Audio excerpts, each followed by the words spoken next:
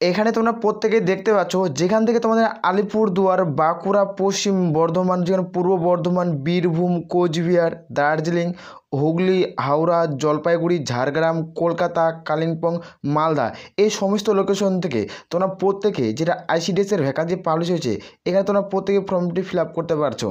তারপরে রয়েছে তোমরা এখানে প্রত্যেকে দেখতে পাচ্ছ তোমাদের দক্ষিণ দিনাজপুর, যেখানে পূর্ব মেদিনীপুর, নর্থ চব্বিশ পরগনা, পুরুলিয়া, যেখানে পশ্চিম মেদিনীপুর, যেখানে তোমাদের মুর্শিদাবাদ, সাউথ চব্বিশ পরগনা এবং নদিয়া, উত্তর দিনাজপুর। এই যে রাজ্যের আমি 23টি জেলা দেখলাম, রাজ্যের 23 জেলা থেকে তোমাদের আবেদন প্রক্রিয়া শুরু হলো। রাজ্যের 23 জেলা থেকে তোমরা প্রত্যেকে আবেদন করতে পারছো। যেখানে টোটাল ভ্যাকান্সি তোমাদের 36,000 শূন্যপদে নিয়োগের বিজ্ঞপ্তি পাবলিশ হলো। 36,000 শূন্যপদ রয়েছে। এই 36,000 পদে তোমরা প্রত্যেকে রাজ্যের 23 জেলা থেকে আবেদন কিন্তু করতে পারবে। যারা এখানে উচ্চ মাধ্যমিক পাস করবে তারা এখানে আবেদন করতে পারছে। যারা 12 পাস মানে 12 পাস শিক্ষাগত যোগ্যতা পাস করছে মিনিমাম নাম্বারে, তারা প্রত্যেকে ফর্ম ফিল আপ করতে পারছো। এখানে প্রত্যেকের ক্ষেত্রে দারুণ সুযোগ। উচ্চ মাধ্যমিক পাস শিক্ষাগত যোগ্যতায় যেখানে আইসিডিএসের ভ্যাকান্সি কিন্তু পাবলিশ হয়েছে, যেখানে টোটাল ভ্যাকান্সি আমি বললাম 36,000 শূন্যপদের বিজ্ঞপ্তি পাবলিশ হয়েছে। এখানে প্রত্যেকে অনলাইনে আমাদের ফর্মটি ফিল আপ করতে হবে। এখানে প্রত্যেকে অনলাইনে আমাদের ফর্মটি ফিল আপ করতে হবে। যারা যোগ্য তারা প্রত্যেকে আবেদন কিন্তু করতে পারবে। জয়েন বন্ধুরা, তোমরা কিছু তোমাদের পিরিয়ড চলেন ভোটার ফর একাডেমি। তোমাদের সামনে অফিসিয়াল নোটিফিকেশনের বিজ্ঞপ্তি এলাম, তোমরা এখানে অন স্ক্রিন দেখতে পাচ্ছ। আইসিডিএসে অঙ্গনওয়াড়ি কর্মী নিয়োগ 2024-এর যেখানে উচ্চ মাধ্যমিক পাস করলে তোমরা প্রত্যেকে আবেদন করতে পারছো। এখানে শূন্যপদ 36,000 শূন্যপদে প্রত্যেকে অনলাইনের মধ্যে ফর্মটি ফিল আপ করতে হবে। রাজ্যের জেলায় জেলায় নিয়োগ শুরু হলো। রাজ্যের জেলায় জেলায় থেকে তোমরা প্রত্যেকে আবেদন করতে পারছো। এখানে তোমরা প্রত্যেকে দেখতে পাচ্ছ যেটা আইসিডিএসের 36,000 শূন্যপদে কর্মী বিজ্ঞপ্তি পাবলিশ করছে। কর্মী এবং সহায়িকার বিজ্ঞপ্তি দেখতে পাচ্ছ। 36,000 অঙ্গনওয়াড়ি কর্মী নিয়োগ 2024-এ যেখানে কর্মী ও সহায়িকা পদে সেখানে শিক্ষাগত যোগ্যতা চাওয়া হচ্ছে উচ্চ মাধ্যমিক পাস। এখানে উচ্চ মাধ্যমিক পাস করে তোমরা প্রত্যেকে আবেদন করতে পারবে। এখানে কর্মীর ক্ষেত্রে কতগুলো শূন্যপদ রয়েছে, সহায়িকার ক্ষেত্রে কতগুলো শূন্যপদ রয়েছে, আমরা প্রত্যেকে দেখে নেব যে কোন পোস্টে কতগুলো শূন্যপদ রয়েছে। আর আমি বারবার করে রিকোয়েস্ট করছি যারা চ্যানেলে নতুন, চ্যানেলটা অবশ্যই সাবস্ক্রাইব করে রাখবে। আসলে প্রত্যেকে বুঝাতে পারছি।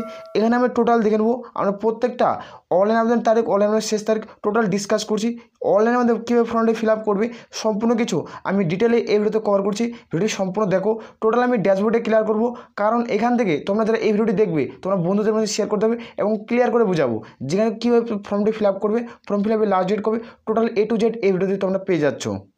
এখানে তোমরা প্রত্যেকে দেখতে পাচ্ছ যেটা আইসিডিএস ওয়ার্কার এবং হেল্পারের ভ্যাকান্সি 2024 সংক্রান্তের এই যে ভ্যাকান্সিটা পাবলিশ হয়েছে এখানে তোমরা প্রত্যেকেই দেখতে পাচ্ছ।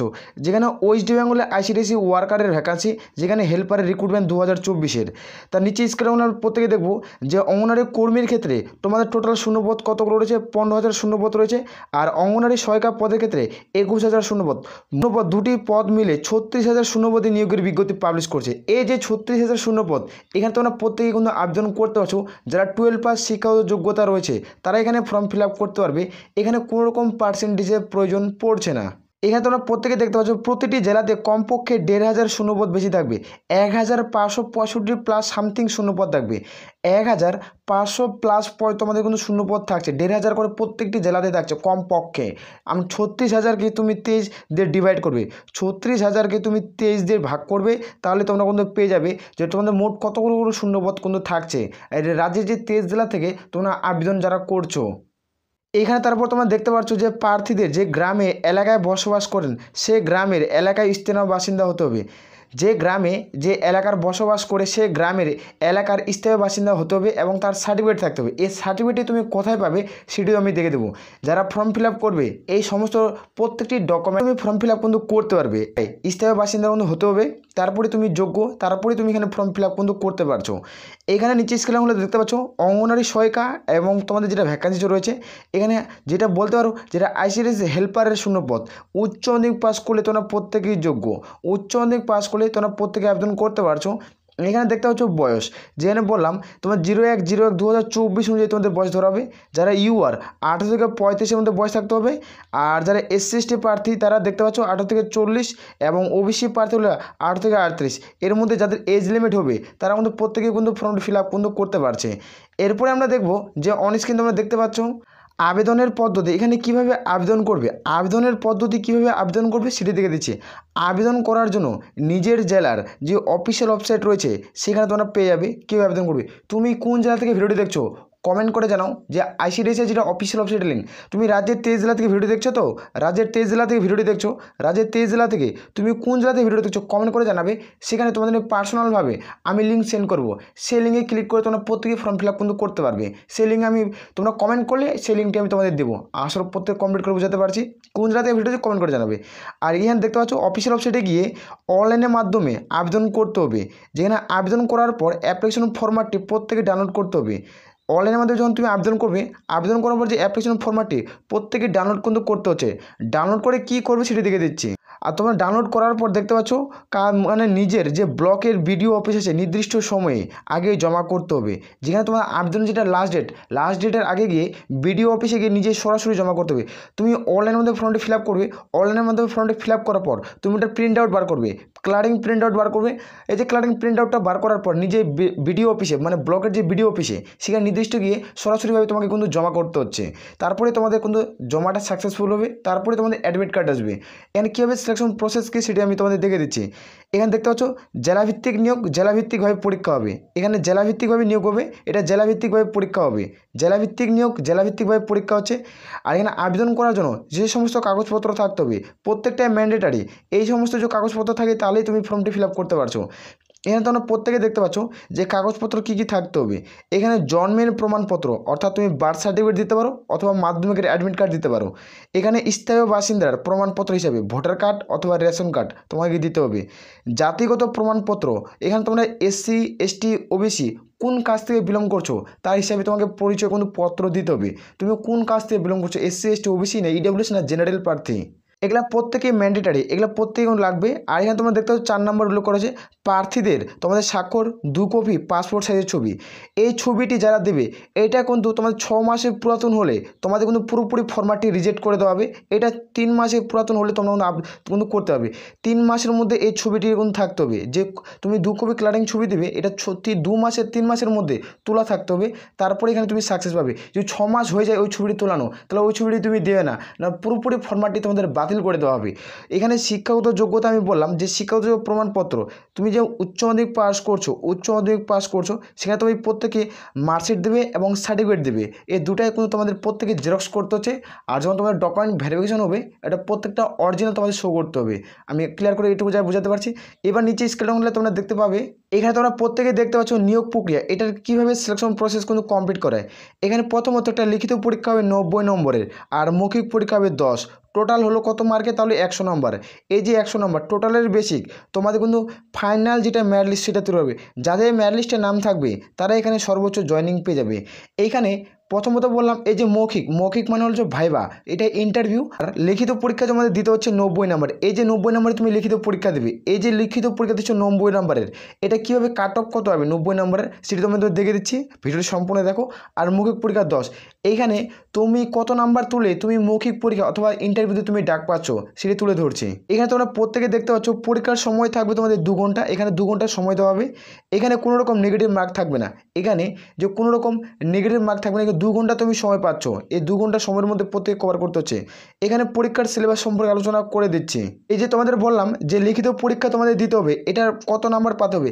এখানে ন্যূনতম 30 নাম্বার যারাই পাবে তারাই ইন্টারভিউতে ডাক পাবে। ন্যূনতম 30 নম্বর যারাই পাস পাবে পরীক্ষাতে, 90 নম্বরের পরীক্ষা দিয়ে তুমি 30 নম্বর তুলতে পারছো তাহলেই তুমি ইন্টারভিউতে ডাক পাচ্ছ এবং তুমি সরাসরি চাকরি কিন্তু পারছো।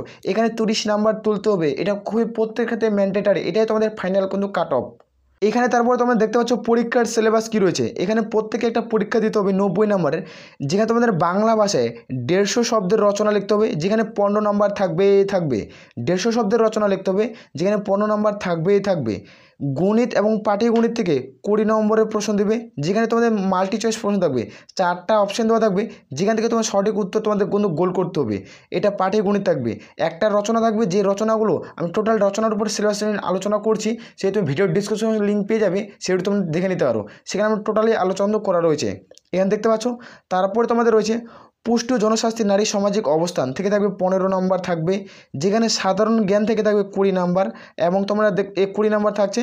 আর তোমাদের ইংরেজি ভাষা থেকে থাকবে 20 নম্বর। এগুলো প্রত্যেকটাই ম্যান্ডেটারি, এগুলো কিন্তু প্রত্যেকেরই থাকছে, এগুলো কিন্তু প্রত্যেকে ফলো আপ করতে হচ্ছে। আমি টোটাল সিলেবাসের উপরে ভিডিও বানাইছি, ভিডিওর ডিসক্রিপশন বক্সে লিঙ্ক পাবে, সেখান থেকে তোমরা প্রত্যেকে কিন্তু চেক আউট কিন্তু করতে পারছো। আসলে প্রত্যেকে কমপ্লিট করে বোঝাতে পারছি। আর অনেকজনের মনে প্রশ্ন ছিল যে তোমাদের কর্মী পদের মাসিক বেতন কত এবং সহায়িকা পদের মাসিক বেতন কত, তাই তো? এক্ষেত্রে দেখে দিচ্ছি, কর্মী পদে যারা আবেদন করে মাসিক বেতন পাচ্ছ 7,250 টাকা এবং সহায়িকা পদের ক্ষেত্রে মাসিক বেতন পাচ্ছ 5,000 টাকা। এবার তোমাদের বললাম যে প্রত্যেকটা বেতনের কিন্তু বৃদ্ধি পেয়েছে, যে বেতন কত টাকা বৃদ্ধি পেয়েছে সেটা দেখে দিচ্ছি।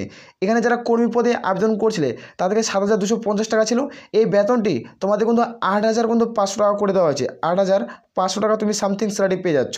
আর যেটা সহায়িকা পদের ক্ষেত্রে ছিল এটা কিন্তু 6,000 টাকা কিন্তু করে দেওয়া হয়েছে, এটা 6,500 টাকা কিন্তু করে দেওয়া হয়েছে। তোমরা যারা যোগ্য আবেদন কিন্তু করতে পারো। এইভাবে তোমাদের বেতন কিন্তু বাড়তে আছে, তোমরা যারা যোগ্য হবে প্রত্যেকে আবেদন করবে। আর এই নিয়োগ প্রক্রিয়াটি কবে থেকে শুরু হচ্ছে সেটি দেখে দিচ্ছি। এই নিয়োগ প্রক্রিয়া তোমরা জানো যে তোমাদের এর আগে তোমাদের কিছু কিছু জেলায় ফর্ম ফিল আপ শুরু হয়ে গিয়েছিলো এবং ফর্ম ফিল আপ চলছে, তার পরীক্ষা, অ্যাডমিট কার্ড, তাদের ভাইবা কিন্তু চলছে। এখন যে বাকি যে রাজ্যের যে 23টি জেলা রয়েছিল, 23টি জেলার মধ্যে থেকে তোমাদের খুব যে 6টা নোটিফিকেশনের বিজ্ঞপ্তি পাবলিশ হয়েছে। বাকি যে জেলাগুলো রয়েছে খুব দ্রুত নোটিফিকেশন বেরিয়ে যাবে। তোমরা কোন জেলা থেকে দেখছো ভিডিওটি কমেন্ট করে জানাবে, আমি খুব দ্রুত রিপ্লাই দেবো যে কবে থেকে তোমাদের ফর্ম ফিল আপ স্টার্ট হচ্ছে, খুব দ্রুত তোমাদের দিয়ে দেবো।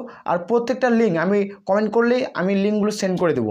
আসলে প্রত্যেক কমপ্লিট করে দিতে, এটা তোমাদের চলছে, এটা পুরোপুরি নোটিফিকেশন, এটা সেপ্টেম্বর মাসের শেষের দিকে, সেপ্টেম্বর মাসের শেষ, অক্টোবর মাসের মিডিল হাফে তোমরা প্রত্যেকে, অক্টোবর মাসের যেটা মিডিল হাফে তোমরা কিন্তু প্রত্যেকে ফুল অফিসিয়াল নোটিফিকেশন বিজ্ঞপ্তি তোমরা দেখতে পাচ্ছ মিডিল হাফে।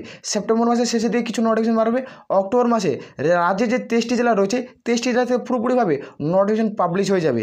কিছু কিছু জেলায় অ্যাডমিট কার্ড ডাউনলোড হচ্ছে, তোমরা অ্যাডমিট কার্ডগুলো ডাউনলোড করতে পারবে, কমেন্ট করলে তোমরা পেয়ে যাচ্ছ, কমেন্ট করলে অফিসিয়াল ওয়েবসাইটের লিঙ্ক পাবে। আর আমি বারবার রিকোয়েস্ট করছি যারা চ্যানেলে নতুন চ্যানেল অবশ্যই সাবস্ক্রাইব করে রাখবে। আশা করি প্রত্যেকে কমপ্লিট করে বোঝাতে পারছি। তাহলে এ বলে আমরা এখান থেকে ভিডিওটি শেষ করছি। জয় হিন্দ, জয় ভারত।